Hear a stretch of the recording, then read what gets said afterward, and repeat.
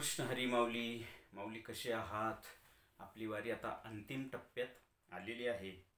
माऊली, पुन्हा हाच प्रश्न, वारी म्हणजे काय? तर तर वारी म्हणजे नुसता वारी शब्द कानावर पडला की वारकऱ्याची पाऊले पंढरपुराकडे चालायला सुरुवात करतात.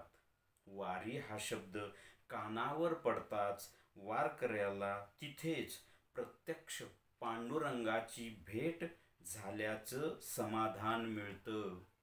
वारी हा शब्द कानावर पडताच वारकऱ्याच्या देहातून, मनातून, प्राणातून, पेशी पेशी आणि रोमातून विठ्ठल नामाचा गजर सुरू होतो. वारी हा शब्द कानावर पडताच वारकऱ्याला असा अनुभव येतो की मी पंढरपुरात पांडुरंगाच्या समोर उभा आहे.